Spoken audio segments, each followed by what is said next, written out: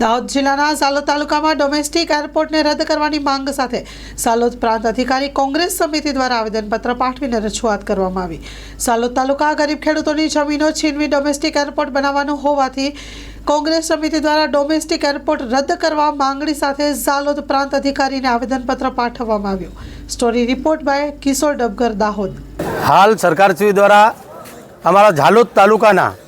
5 ગામોમાંથી જે domestic airport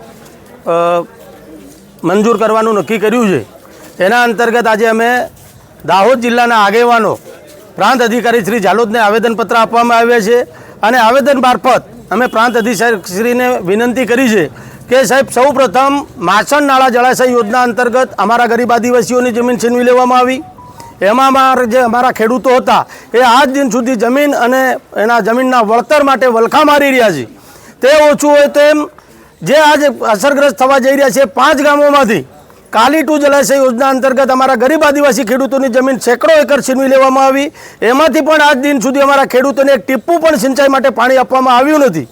અને તે ઓછું હોય તેમ ઉદ્યોગપતિઓને માલેતુજારોને ખુશ કરવા માટે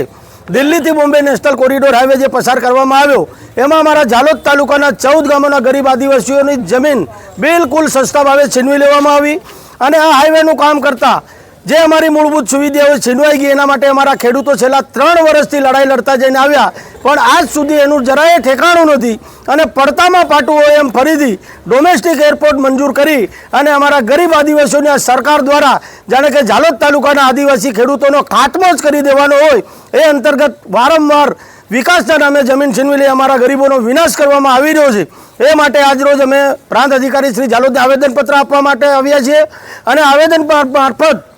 અમે સરકારશ્રીને વિનંતી કરીએ છીએ કે અમારા અનુસૂચિત 5 વિસ્તારમાં જ્યાં સુધી અમારો ખેડૂત પોતાની સંમતિ ના આપે ત્યાં સુધી આપ જમીન છીનવી શકતા નથી, પરંતુ વિકાસના નામે વિનાશ કરવા માટે કટિબદ્ધ બનેલી આ સરકાર દ્વારા અમારા ગરીબ આદિવાસીઓના બાળકોના ભવિષ્યની ચિંતા કર્યા વગર આ જમીન છીનવી લઈ અમારી જે રૂઢી અને પ્રણાલી છે એને તોડી નાખી આદિકાળથી અમે જે સંયુક્ત પરિવારમાં રહેતા જઈને આવ્યા છે, સંયુક્ત પરિવારોને વેરવિખેર કરવાના બદ ઇરાદાથી અમારી જે જમીન છીનવી લેવા માંગી જ રહી છે। અને હાલ અમારા ખેડૂતોને લોલીપોપ આપી ફક્ત જંગલની જમીન સર્વે કરવા માટે એમના તંત્રના માણસો આવ્યા અને 1018 એકર જમીન સર્વે કરી, પરંતુ આ એરપોર્ટની અંદર 4190 એકર જમીન જો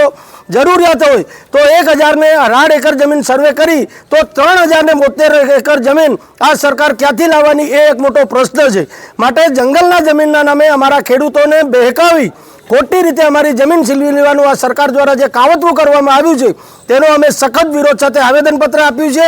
અને સરકારશ્રીને વિનંતી કરી છે, ખાનગી વસ્તુ તો જમીન તો અલગ, પરંતુ આ જંગલની જમીન પર અમારા પશુઓનો નિર્વાહ થાય છે, માટે અમે જંગલની જમીન પર એ ખીચ આપવા માટે તૈયાર નથી।